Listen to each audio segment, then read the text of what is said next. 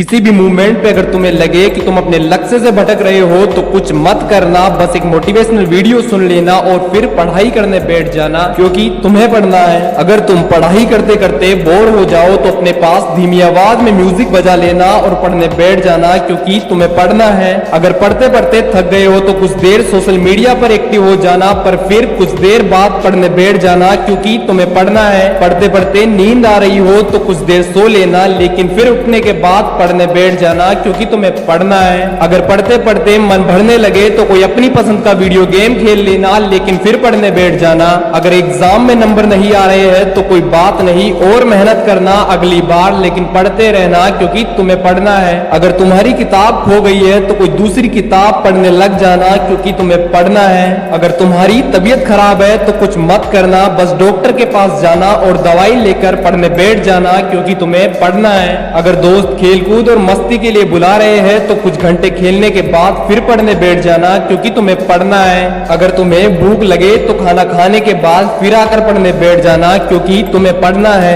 अगर बस में सफर कर रहे हो तो याद करी हुई चीजों को मन में दोहराते रहना, क्योंकि तुम्हें पढ़ना है। अगर घर में कोई फंक्शन है तो कुछ समय के लिए फंक्शन में एक्टिव रहना और फिर आकर पढ़ने बैठ जाना, क्योंकि तुम्हें पढ़ना है। अगर मम्मी मार्केट भेजती है कुछ सामान लाने के लिए तो उसके बाद आकर पढ़ने बैठ जाना, क्योंकि तुम्हें पढ़ना है। अगर तुम्हारा किसी से झगड़ा हो गया हो तो कुछ देर उसके बारे में सोचना, लेकिन फिर पढ़ने बैठ जाना, क्योंकि तुम्हें पढ़ना है। अगर किसी को तुम्हारी मदद की जरूरत हो तो कुछ समय उसे दे देना, लेकिन फिर आकर पढ़ने बैठ जाना। अगर बाहर मौसम सुहाना हो तो कुछ समय मौसम का मजा उठा लेना, लेकिन फिर पढ़ने बैठ जाना, क्योंकि तुम्हें पढ़ना है। अगर तुम्हारा फिल्म देखने का मन करे तो उसे देखने के बाद पढ़ने बैठ जाना, क्योंकि तुम्हें पढ़ना है। अगर ये वीडियो पसंद आए तो लाइक और शेयर करने के बाद पढ़ने बैठ जाना, क्योंकि तुम्हें पढ़ना है। It's unstoppable, see are aware.